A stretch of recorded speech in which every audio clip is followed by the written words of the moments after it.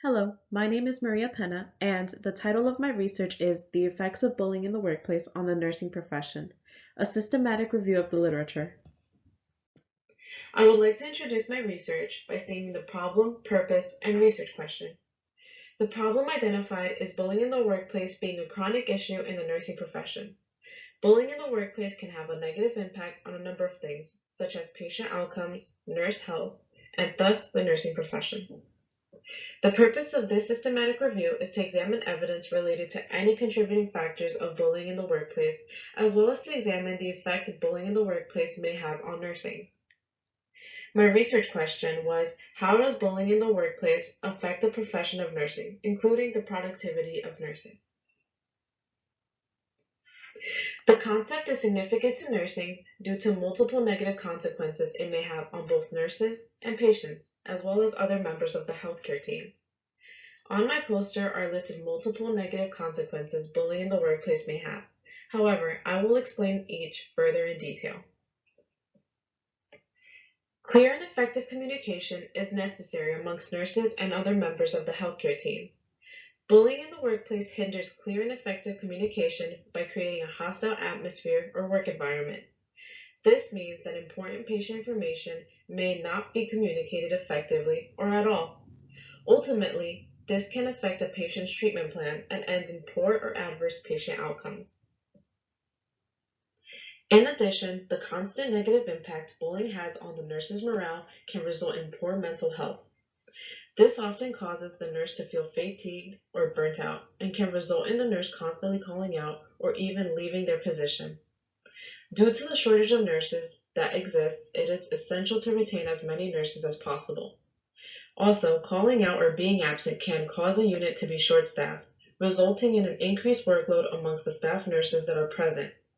This increased workload may be considered excessive, giving space for mistakes. A nurse's productivity level may also be decreased due to bullying in the workplace. Needless to say, when a person isn't feeling well or comfortable, they will not be able to work to their full potential. In addition, with ridiculing, insulting, and ignoring being the top 3 forms of bullying, victims of bullying may find it hard to ask another nurse for help or advice. Unfortunately, this can result in harm to a patient's health. In regards to the methods used to refine and select articles, PRISMA guidelines was used to do so. Bullying in the workplace is a concept that has been known to be an issue in nursing for many years. Due to the topic being saturated and rich with research, CINAHL was the only database used. Research from as far back as 2005 was considered due to the long-term presence bullying in the workplace has had on nursing. Over the years, different names have been given. Therefore, the term search were bullying in the workplace or horizontal violence or lateral violence, and nurses or nursing. In addition, the terms work and civility and nursing or nurses were also searched. Only research that was completed in first world countries was considered due to the significant amount that had been done in the United States, United Kingdom, and Canada.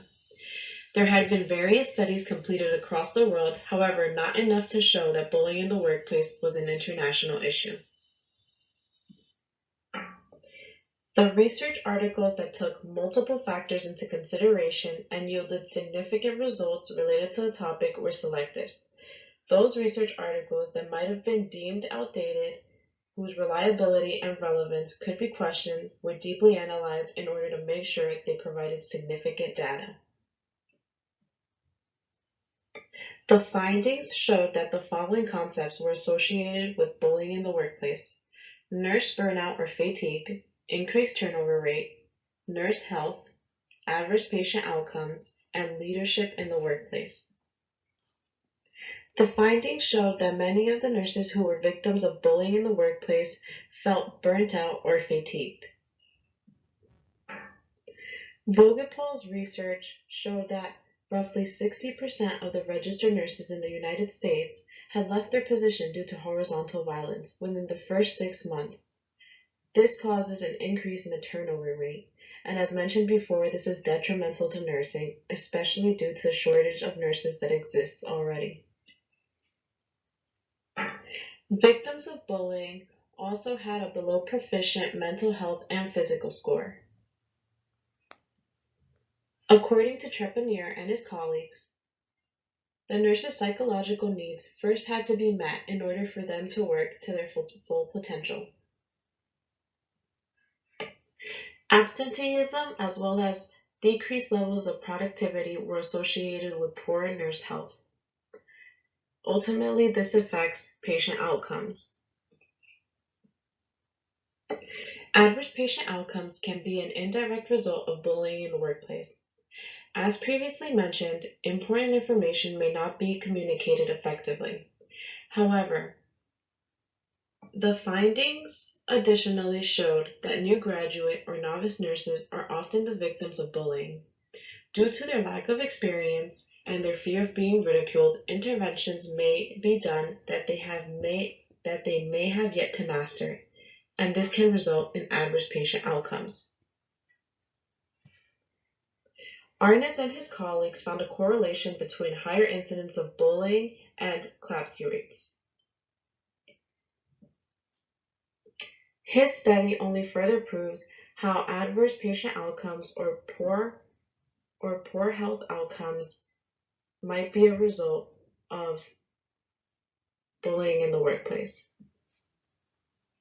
The findings also showed that those individuals in leadership positions such as nursing supervisors or nursing managers are often considered bullies as well.